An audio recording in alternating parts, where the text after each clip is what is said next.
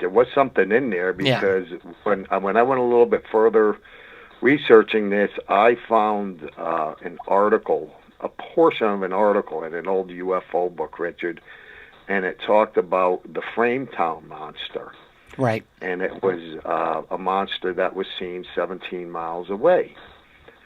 And it happened 24 hours later after the Flatwoods incident. And what that was all about, Richard, there's not much. Back in the day when I was researching in the 90s, there wasn't anything except like a little short paragraph. Mm-hmm.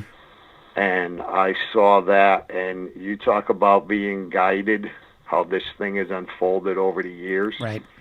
I went to a MegaCon convention years ago. It was a big comic MegaCon type show.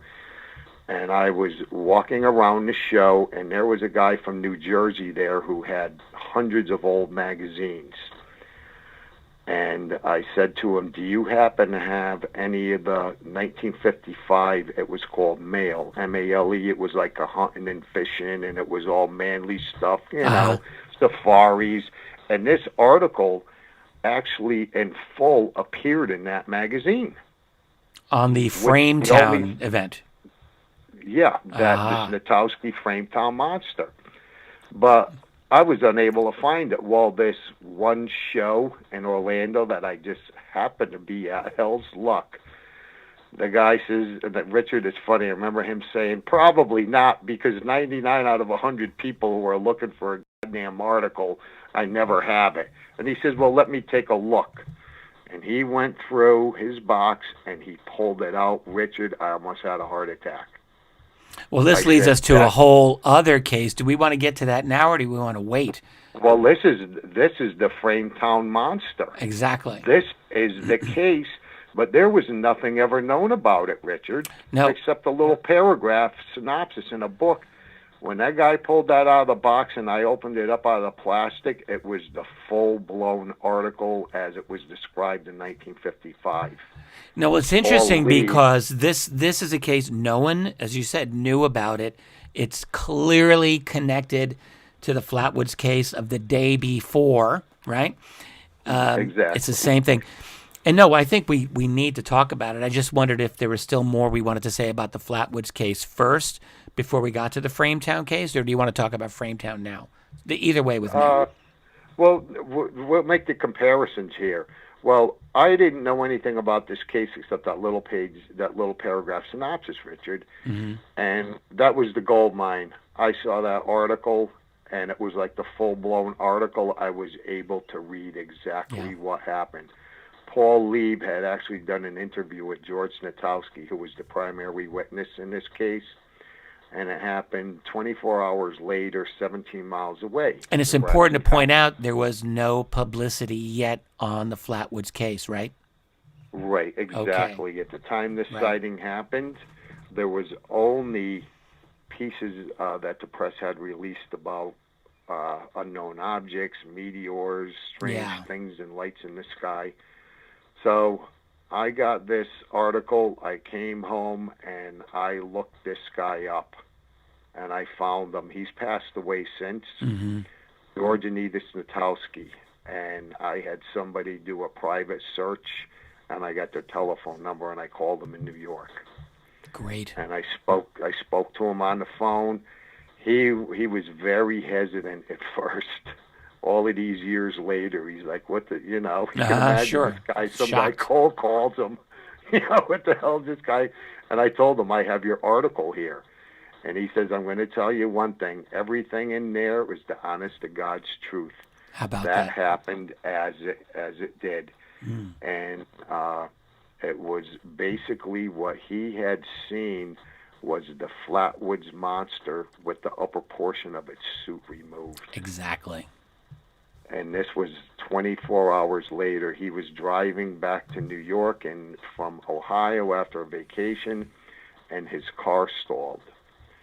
And it was on the side of the road, and he jumped out, and he went to check his battery because it just went poof. It just died like that. Their 18-month-old baby was in the back seat, He gets out and he looks out in the distance and he sees this thing glowing out in the distance. It's like a purplish orb and it's bouncing around. And I said to myself, wow, when Mrs. May, one of the times I talked to her, she said she remembers seeing a big purplish flare when she was walking up the hill right before the encounter out in the distance. So I'm going, same color, same color. George Santowski started noticing this rancid sulfur smell. The fog rolling around. I'm like, there's a lot of things that are the same in this case. Well, Santowski started walking towards this orb thing out in the distance off the side of the road. And his wife, who's in the inside of the car with the baby was actually they had cribs back then in the old days, no baby seats. She had grabbed the baby, pulled it with her arms into the front seat. They rolled all the windows up because the whole area is engulfed with this smell. Mm-hmm. George is walking towards the woods. His wife, Edith, gives this blood-curdling scream like Fay Ray when she saw King Kong. Okay. She's flipping out. She's screaming her head off. George turns around and he looks into the other direction. And he sees this thing hovering towards him, and quote unquote, he said it was a good 9 feet tall.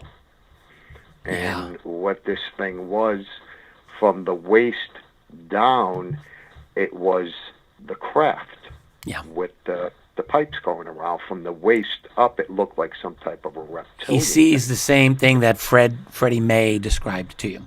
Yeah, exactly, right, except that the upper portion was off of it. Exactly. The upper piece of it was off. So sometime between when this thing, it didn't take off that night from Flatwoods and just disappear. I actually tracked it going into Frametown. So when I, through the local newspapers, the weekly papers gave descriptions, and I tracked it. It actually followed the Elk River into Frametown, and it landed up there in the mountains. And that's when the thing encountered 24 hours later George Santowski. He sees this thing. He ran back to the car and he's flipping out. He's going crazy. This thing's hovering and it's chasing him. When he got into the car, the windows were all rolled up, and you can imagine seeing the babies crying, she's screaming, he's freaking out. He looked up. He didn't see the thing at first, and it's actually hovering around the car, and the whole area is becoming engulfed with this smell, and they're all choking and gagging.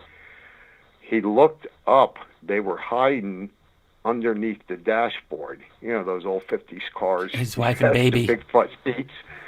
He has his wife down with the baby. Is the man thing. He tucked his wife away, and he's protecting his family. Mm-hmm.